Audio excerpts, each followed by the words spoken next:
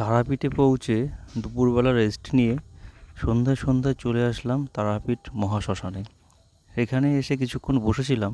তারপর যখন সন্ধ্যা আরতি শুরু হলো, তখন আমরা এই দোকানটিতে জুতো রেখে গঙ্গার জল হাতে নিয়ে হাত ধুয়ে প্রদীপ ধূপকাঠি নিয়ে নিলাম। এবার আমরা এখানে যে মন্দির রয়েছে সেই মন্দিরে আমরা সন্ধ্যা আরতির সময় পুজো দেব। এখানে রয়েছে বামাদেবের সমাধিস্থল এবং আরও মন্দির রয়েছে, বলিস্থান রয়েছে। আমরা নিজেদের মধ্যে ধূপকাঠিগুলোকে প্রত্যেকে নিয়ে নিচ্ছি। তো নিয়ে নিয়ে আমরা পুজো দেবো এখন। এটা হচ্ছে বামাদেবের সমাধিস্থল। এখানে আমরা পুজো দিয়েছি। সামনে একটা, তার পাশে একটা কালী মন্দির রয়েছে, সেখানেও পুজো দিয়েছি। আর এখানে রয়েছে একটা বলিস্থান, এখানেও আমরা এই ধূপকাঠিগুলোকে পুজো দিয়েছি, মোমবাতিগুলোকে রেখেছি এখানে। পুজো দেওয়ার শেষে আমরা চলে গেলাম শ্মশানের দিকে, যেখানে শ্মশান রয়েছে সেই মন্দিরের একটু পাশেই। এখানে খুব সুন্দর গান কীর্তন চলছে, সেখানেই আমরা চলে গেলাম এখন গান কীর্তনগুলো দেখার জন্য। এই সেই শ্মশান, এই শ্মশানটা বেশ পরিষ্কার পরিচ্ছন্ন এবং সুসজ্জিত। কেউ বলতে পারবে না যে এটা একটা শ্মশান।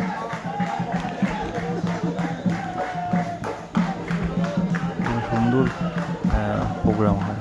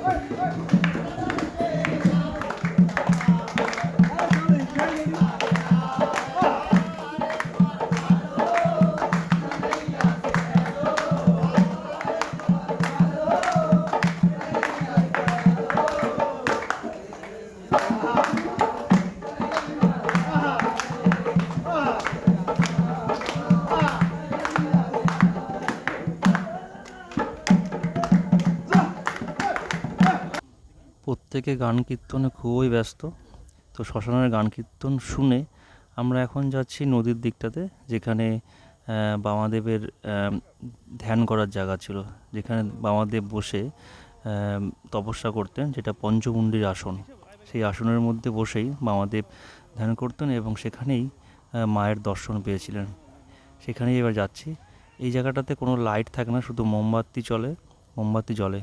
তো জায়গাটাতে এসে খুব একটা অন্যরকম মনে হয়, অন্যরকম অনুভূতি মনে হয় যে বামাদেব ভগবান তুল্য, যিনি মায়ের দর্শন পেয়েছিলেন, তিনি একদিন এখানে বসে সাধনা করতেন।